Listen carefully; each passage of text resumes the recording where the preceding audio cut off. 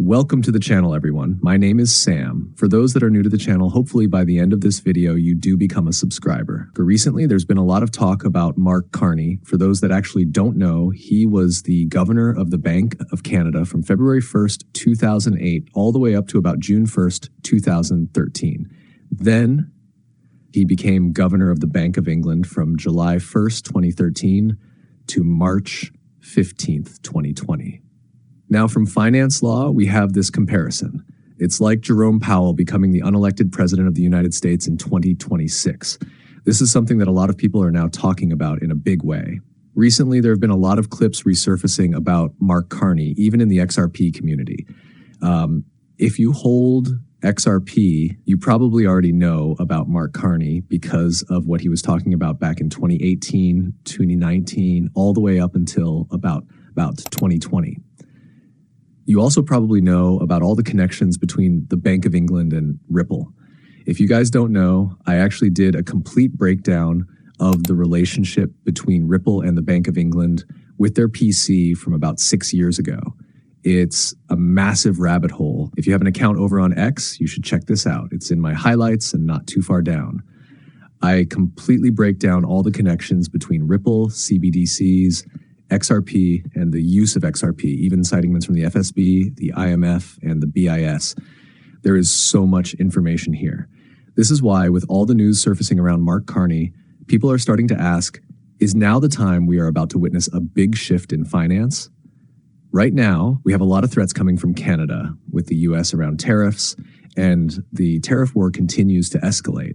Essentially, this is just geopolitical conflict and a trade war. So what's the point? Give us the thumbnail. Why can't the dollar be the global currency? Okay, the dollar is the global currency. We know that. The challenge is that the U.S. share of the global economy has been reducing. The dollar's share of payments, not just financial assets, but payments, a lot of payments between countries that have nothing to do with the U.S. are in dollars. And what happens in situations like we're in today, where the U.S. economy, to its credit, is relatively strong, is doing better, and the Fed has been doing the right thing, which is, they've adjusted policy, they tightened policy as it was strengthening. Now they're making, the Fed is doing the right thing, but they have adjusted and policy is relatively strong.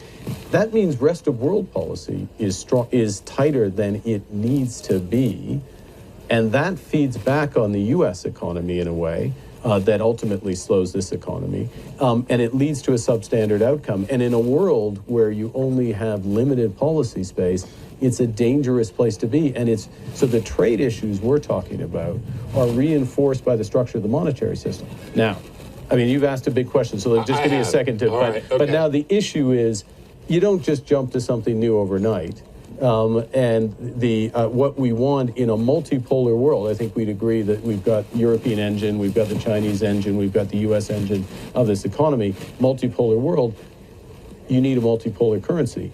The question is, how do you get there? And I laid out some ideas of how you would get there. And the bottom line, Governor, is that all of the pressure on the difference in growth around the world would not fall on the dollar exchange rate. Yeah. It would be spread out if it was a global basket of currencies. It would be spread out as a global basket of currencies. It's better for the system as a whole. It's better. It raises that equilibrium level of interest rates. Right. It gives central banks more policy, but it gives people who are watching greater returns on their savings. Well, certainly.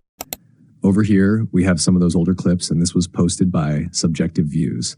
The post reads, "How many remember when Mark Carney, former Bank of England governor and now slated to be Prime Minister of Canada, said this?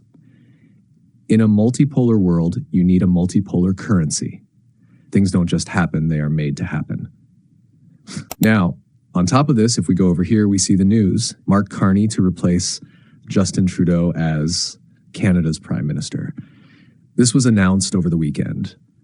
What's crazy is that he has been calling for a multipolar world and a multipolar currency. If we think back to March 2022, just for reference, if you haven't been keeping up with my videos, that's fine. But one thing I've been talking about since then is how when we announced sanctions against Russia, within 24 hours, Biden signed Executive Order 14067. That executive order talked about CBDCs and digital technology. Why? Because the BRICS nations, including Russia, have been calling for a multipolar currency. They have also been pushing back against the dollar and utilizing digital currencies and digital technology. Russia has been advancing its CBDC. China already has its CBDC. Many nations tied to BRICS or potential BRICS partners have also been pushing CBDCs. 93% of central banks worldwide are working on a CBDC. Even the ECB has been pushing for a central bank digital currency. Looking at this from subjective views, the new ECB president, Christine Lagarde, announced that a wholesale and retail digital euro, a central bank digital currency, will launch in October of this year. This is just 7 months away. On your second point, I tend to share your views. Nature doesn't like vacuum. And we started working on the digital euro way back. Actually, when I started my term 5.5 years ago. And I'm not claiming, parentality on the digital euro, because my colleague Benoît Cœuré had already committed a speech on this matter before I arrived. But I certainly carried on with that project, and subsequently Fabio Panetta on the board, and then Piero Cipollone, who has replaced Fabio, have taken the lead together with a very, very good team, which is focused on accelerating the pace and hopefully campaigning enough with all the stakeholders, meaning European Parliament, meaning European Council, meaning European Commission, so that we can eventually, not put to bed, but put to reality this digital euro. The deadline for us is going to be October of 25, and we are getting ready for that deadline, but we will not be able to move unless the other parties, the stakeholders, as I call them, Commission, Council, and Parliament, actually complete the legislative process, without which we will not be able to move. And I think it is critically important, and it seems to the agnostic or the skeptics, it seems to be more relevant and more of an imperative now than ever before, both on the wholesale and on the retail level, both. Of course, there could be delays since legal frameworks need to be established. However, what we just heard from Mark Carney, going back to around 2019 or 2020, is that there will be a basket of currencies. Back in 2020, a post highlighted XRP as a bridge currency between different CBDCs, potentially tied to gold. Right now, central banks are stockpiling massive amounts of gold while pushing for CBDCs. If we transition to a gold-backed system integrated with CBDCs, they would still need a bridge currency, a neutral bridge currency. A multipolar currency could very well be XRP.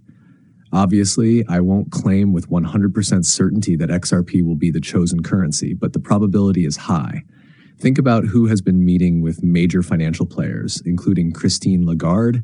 It's Brad Garlinghouse. Ripple has been engaging with the biggest banking institutions for years. The first Ripple Swell conference was attended by major banks and financial organizations, including the IMF.